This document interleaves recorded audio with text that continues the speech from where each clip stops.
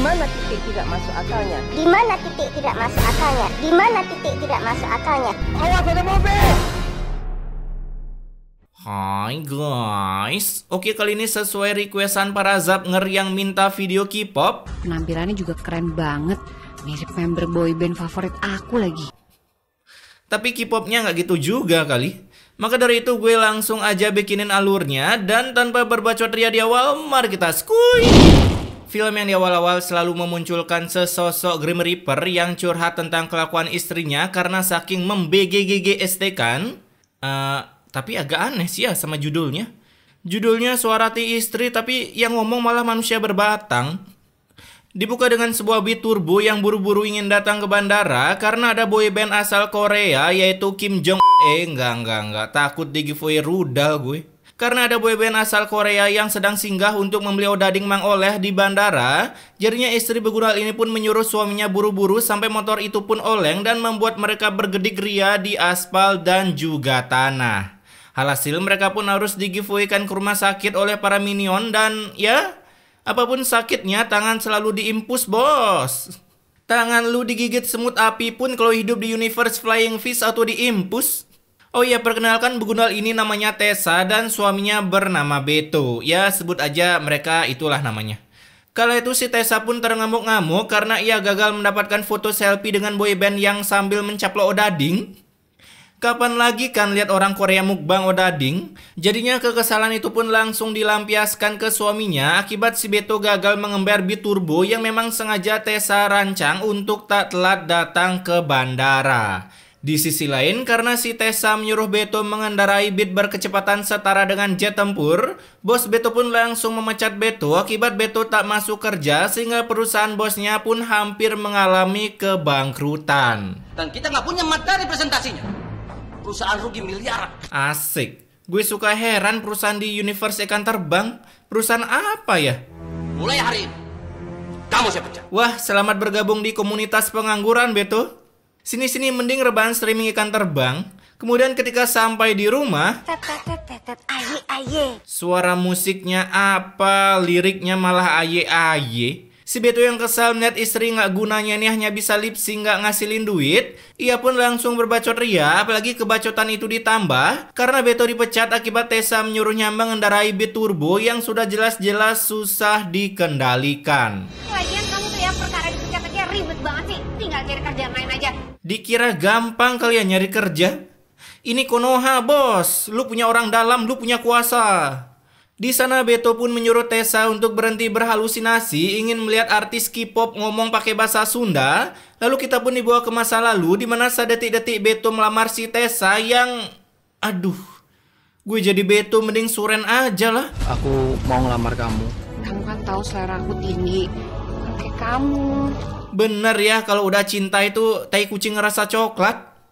Udah diulti segala macem masih aja mau. Bro. Kayak kekurangan stok betina aja lu. Dan karena si Tessa ini ingin calon suaminya terlihat seperti artis K-pop, mereka pun sampai datang ke pasar Senen untuk membeli outfit yang... sejak kapan opa Korea pakai pakaian kayak ginian? Gue jadi bingung, ini Tessa ngefans boyband Korea apa perindapan? Tapi harganya 1,5 juta. Buset, label harganya pakai tempelan dong. Tapi harganya 1,5 juta. Udah gitu harganya 1,5 juta lagi. Jaket anti peluru kali ya? Itu rambutnya kamu juga harus dipirangin mas, biar kelihatan lebih good looking. Oh, good looking gini maksudnya? Baru tahu gue standar good looking rambut harus pirang. Setelah mengingat masa lalu yang suram itu, akhirnya si Beto pun tak jadi menyuruh Tessa berhenti berhalusinasi. Apalagi Tessa juga mengulti Beto, mengatakan kalau ia tak memiliki idola sama sekali. Jadinya Beto tak mengerti betapa tersakni-sakninya Tessa dengan sosok idolanya. Nah besoknya saat reunian bareng emak-emak pengangguran, aku berhasil foto bareng sama salah satu member di bandara. Member di bandara saha? Tukang parkir pesawat? Minimal sebut nama membernya lah, katanya fan fanatik, masa nggak tahu namanya? Kala itu datanglah seorang om-om pirang yang kata si Tessa, Penampilannya juga keren banget, mirip member boyband favorit aku lagi. What the f***? Oke, bagi kalian yang ingin dibilang opa Korea, caranya cukup simple, yaitu cat rambut pirang. Udah gitu aja. Dan karena si Tessa terlalu sakne melihat ketampanan dan kepirangan si om-om ini, ia pun mencoba mendekatinya dengan berpura-pura, pura-pura terkena sliding agar si om ini mau menolongnya, lalu melakukan perkenalan seperti orang presentasi. Saya Ardi, alumni SMA 13. Udah kayak lagi perkenalan ospek kuliah aja cuy. Setelah perkenalan dan dapat nomor si om-om yang sebut saja Alex, ya karena Alex itu identik dengan rambut pirang. Malam harinya saat Beto masuk kamar Tessa. Karin, Apaan sih? kamu dapat duit dari mana bisa beli laptop ini? Nah, sekarang udah bukan om, mau ipun om.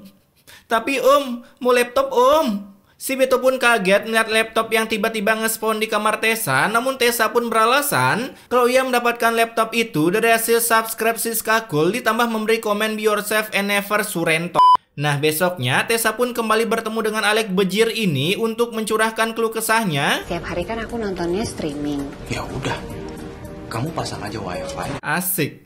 Orang kaya ngeluh sekali langsung dapat solusi premium cuy. Alhasil Alex pun menyerahkan kartu BPJS-nya sebagai jaminan kalau ialah yang akan membayar wifi setiap bulannya, tapi dengan syarat Kamu harus mau menikah sama aku. Nah loh, diajak nikah sama cemilan Sumanto. Namun karena si Tessa yang hanya ingin cuan-cuan Alex tanpa berstatus sebagai batok charger yang sudah sah, ia pun harus menolak Alex dengan alasan belum siap menjadi seorang istri karena belum memiliki beberapa skill yang memang harus dimiliki seorang istri. Buset dah, ada motor. Dan kalian ingat kan tadi keluh kesah Tessa yang dijanjiin masang wifi di rumah?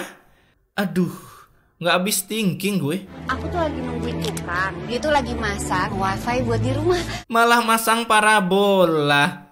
Lu mau nonton drakor apa Nickelodeon?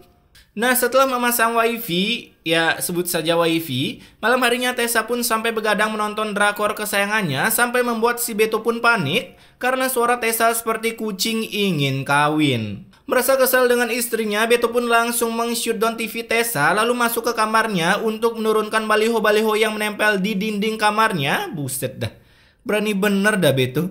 Nggak takut digerebek sama army dia. Alhasil melihat ketopeng monyetan suaminya, si Tessa pun seketika berniat, Aku akan cari laki-laki kaya. Apa hubungannya solusi biar hobi dihargain dengan cara nyari suami kaya raya? Tinggal bilang nggak betah hidup kismin aja repot dah. Lalu setelah mengulti Beto, tiba-tiba Tessa ingin memuntahkan sisi jigong beserta alam semesta yang pernah dilahapnya. Dan tentunya dimanapun ada adegan muntah-muntah seperti ini, dapat dipastikan di perut si woman sedang mulai membuat seorang member FF. Besoknya saat Tessa ketemuan dengan Alex yang berjanji mengajak Tessa untuk menonton konser kuburan band, seorang mama rasa bulu band pun muncul berhasil memvideokan Tessa dengan begundal Alex dan langsung melaporkannya ke Beto yang sedang istirahat San Mori dengan pasukan ojolnya. Alhasil Beto pun langsung menelpon Tessa, tapi sayangnya yang mengangkat malahan CS Telkomsel, ya karena pulsa Beto nggak cukup, pakai pulsa darurat dulu tuh. Di tempat Tessa, ia pun sedang diajak menuju RS oleh Beto setelah mengetahui cangkem Tessa ingin memuntahkan sisi planet. Namun si Tessa yang takut ketahuan kalau ia sudah pernah dicas oleh orang lain, ia pun langsung mengusir Beto dari sana dengan alasan takut Beto telat menonton konser kuburan band.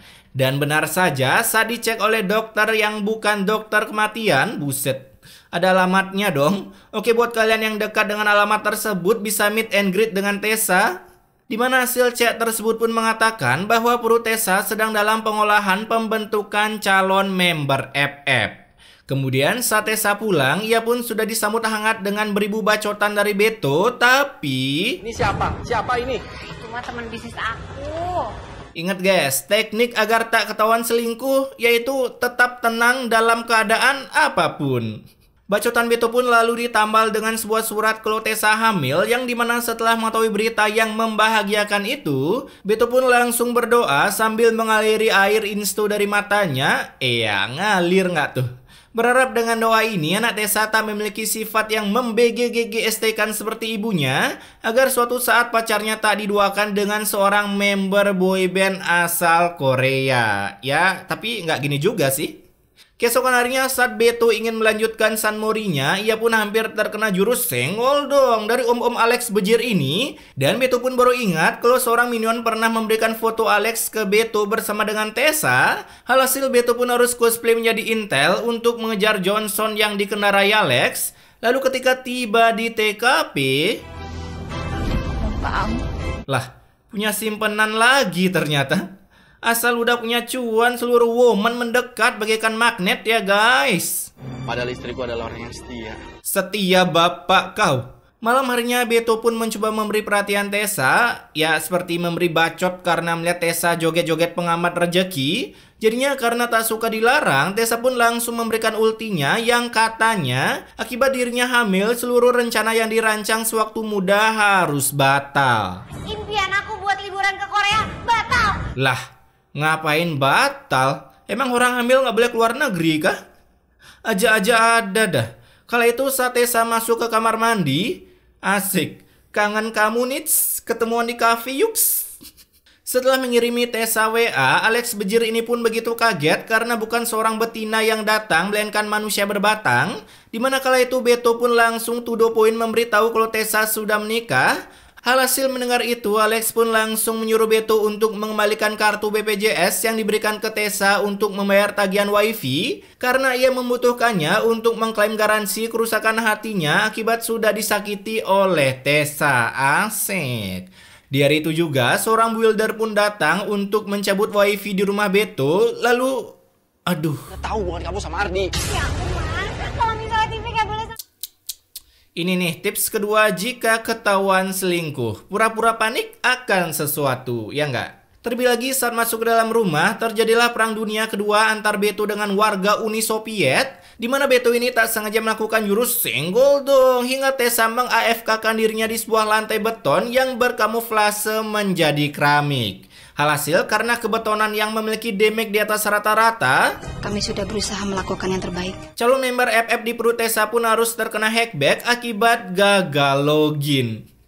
Setelah kejadian ini dan Beto lupa akan masalahnya dengan si begundal Tessa, besoknya Tessa pun kembali menemui Alex untuk mengajaknya balikan, tapi sayangnya si Alex malah menolaknya. Aku memang sengaja aku punya pacar banyak, biar aku bisa memilih. Alah bacot, bilang aja lu gampang nafsuan. Dan setelah ingat kalau menolak Tessa sama dengan melupakan prinsip kenafsuan seorang Alex bejir yang selalu tersakni setiap melihat woman dimanapun dan kapanpun, ia pun akhirnya mau menerima Tessa kembali. Nah ketika di rumah, Beto pun mencoba mendekati dirinya lagi dengan Tessa supaya Tessa tak berpaling lagi dengan Beto, bahkan ingin mewujudkan seluruh impian Tessa. Aku mau jalan-jalan ke Korea. Aku sanggup kok. Bapaknya lah sanggup. Sementara Beto cuman kerja ojek pangkalan. Emang lu batu apa yang gak makan nasi? Namun setelah melihat Alex menelpon Tessa, seketika senyum Beto pun berubah menjadi token listrik karena ia baru mengetahui kalau istrinya masih berhubungan intim. Aku janji aku akan putusin Ardi. Kamu harus bayarin aku ke Korea. Geblek bener. Dimana harga dirimu, King? Mau aja diperalat udah kayak zaman Romusa aja. Besoknya Tessa pun kembali check-in di sebuah Oyo, tapi karena Alex bejir ini terlalu kaya, ia pun dengan gabutnya membeli Oyo tersebut hanya untuk makan siang dengan Tessa. Nah, saat mencaplok nasi, dengar sendiri deh. Kamu itu mirip banget sama Lisa Blackpink. Lisa Blackpink gak tuh? Bisa aja Pak Oga. Coba kita bandingkan ya. Buset, mirip juga ya dilihat dari ujung Monas. Si Tessa yang dipuji mirip Lisa Blackpink, ia pun semakin tersakni-sakni melihat Alex, apalagi setelah mendengar kata-kata yang mengsuperhadehkan ini. Rambut aku sampai aku kerangin kayak begini, supaya aku tuh mirip sama membernya BTS. Mirip BTS nggak tuh? Dan karena kesukaan yang sama inilah, si Tessa yang awalnya memiliki misi memoroti Alex, kini misinya pun berubah ingin hidup berdua bersama Alex selamanya. Asik. Udah kayak Ragil sama Frederick aja dah. Malam harinya Tessa pun secara belak-belakan membawa Alex pulang ke rumahnya karena ternyata ia berniat menceraikan Beto hanya karena Alex ingin membelikan tiket liburan ke Korea secara instan. Udah kayak Grab aja dah. Kamu butuh waktu berbulan-bulan untuk ajak aku berlibur ke Korea. Gila cuy. Ada ya betina kayak gini. Cintanya siapa yang cepat beliin tiket ke Korea dia yang menang. Setelah mendengar ulti dari cangkem Tessa, Beto pun mencoba menghilangkan genjutsu yang dilakukan oleh Alex. Sialan Ulex. Tapi pada ya karena ini semua ulah dari kekuatan uang rakyat. Tentunya cangkem kekisminan Beto tak berefek apa-apa walaupun sudah ditambah dengan kekuatan wajah Fajar Sad Boy. Karena kita itu beda frekuensi. Wih, kalau gue jadi Beto, gue kerja keras sih. Biar bisa nyicil dunia. Kemudian besoknya saat dua begundal ini lagi milih baju, datanglah seorang betina simpanan Alex yang langsung mengatakan tes mekanik kuy. Alhasil mereka berdua pun langsung tarik tambang sampai Alex pun malu dan langsung presentasi di depan kameramen. Dan akibat adu mekanik dua woman itu, Beto yang sedang santuy di rumah pun diberi kabar oleh para minion kalau Tessa mengalami lecet-lecet akibat baku gedik tadi siang. Jadinya tanpa babi lu bego, Beto pun langsung melesat ke apartemen Tessa untuk menjenguknya. Dan kejadian ini pun disaksikan secara live oleh Alex. Nah, mengira si Tessa masih menyimpan rasa marimas dengan Beto, mereka berdua pun langsung diusir dari sana, bahkan Tessa pun langsung diputusin oleh Alex. Lalu di luar apartemen, cangkem si Tessa pun kembali mengulti karena Beto membuat hidupnya gagal gacor parah dengan berkata seperti ini. Aku gak sayang sama kamu, aku gak cinta sama kamu. Wih, ini ulti paling kejam sih. Ya kebiasaan betina kalau lagi ngambek, lagi marah cangkemnya nyerocos ngomong gini dah. Giliran udah gak berantem, aku sayang kamu, aku cinta kamu, alah basian Setelah mendengar ulti itu, si Beto pun terpaksa benar-benar surrender dari hati Tessa akibat dirinya benar-benar kalah good rekening dengan Alex. Keesokan harinya, Tessa yang entah di mana urat malunya karena ia bisa-bisanya datang ke kantor Alex lagi, mencoba membujuk Alex agar dirinya tak batal menikah dengan si bejir. Namun si Alex yang sangat tampan dan good rekening ini, ia pun langsung menjawab, Cari istri itu sangat mudah. Aku tinggal tunjuk tuh. buset dah, keren bener Alex, tinggal pilih. Udah kayak belanja di pasar malam aja ya Alex. Tapi dengan kekuatan cangkem Tessa yang lebih berdemik daripada Alex, ia pun mengeluarkan kartu asnya dengan berkata, Aku rela kok mas, kamu nikahin semua pacar-pacar kamu. Geblek bener, demi cuan aku rela dimadu. Aku bakal dibilang hebat sama banyak orang.